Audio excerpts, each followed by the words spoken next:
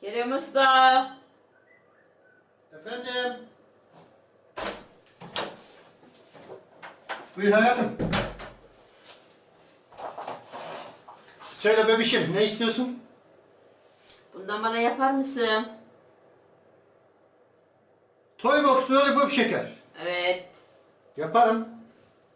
Yumruk kadar şey, bunda ne var ki yapamayacağım? Ben böyle istemiyorum ya, ben kocaman devasa bir şey istiyorum. Kocaman devasal bir şey istiyorsun. Evet. Ben Ama ne yapayım bunun- buncacık şeyi? Ama bunun devasalını ben nasıl yapayım hayatım? Yapamam ki, beceremem. Sen yaparsın. Ben bekliyorum sen ne yapmanı. Bak bunun sapı bile içine girip çıkıyor. Ben bunu nasıl yapayım ki? Görüyor musun bak? Yapamaz mısın? Yaparsın. O Çok- kadar şeyler yapıyorsun ya, bunu niye yapamıyorsun? Ben Ama bu istedim çok değil zor mi? hayatım. Hayır, ben istedim mi yapmıyorsun? Ben bunu Perihan'a hediye edeceğim, kendime saklayacağım hatta. Ne Perihan'a? Ya sen istersen ben dağları yaparım. Dağların ardını açarım ama bu zor işte. Bir dene.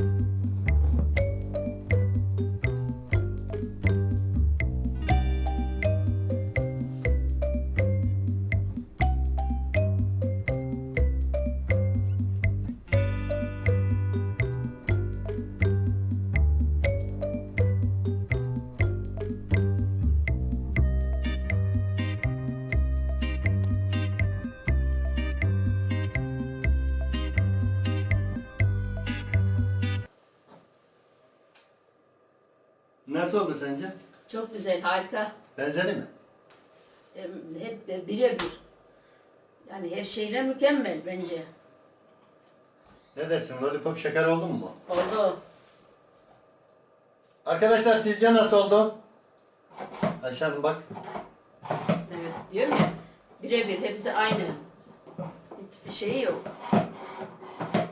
Burası diğerinde orijinalinde olduğu gibi arkadaşlar sapı ya da çubuğu içine girip çıkıyor gördüğünüz gibi.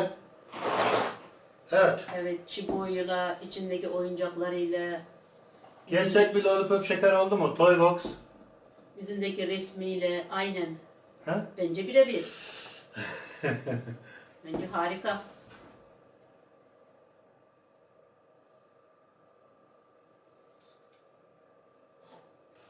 Hayatım,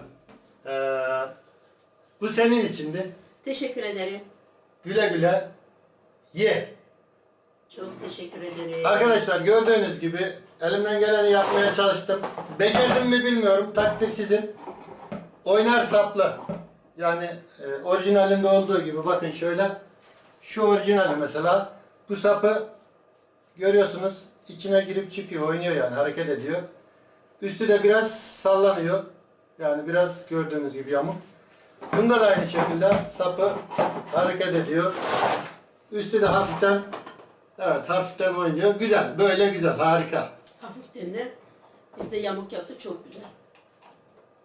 Bence çok şahane oldu. Acaba başka... Bir şeyle uğraşıp başardıktan sonra o kadar mutlu oluyorum ki. Ama başaramayınca da çok sinirli oluyorum. Değil mi? Evet, olabilir, o kadar olacak. Pekala arkadaşlar, umarım çok çok beğeni atarsınız. Daha yenileri gelsin diye. Ayşe Hanım, Perihan kızına ya da yeğenine hediyesini güle güle versin. Evet, yiyelim. Görüşürüz arkadaşlar, hoşça kalın.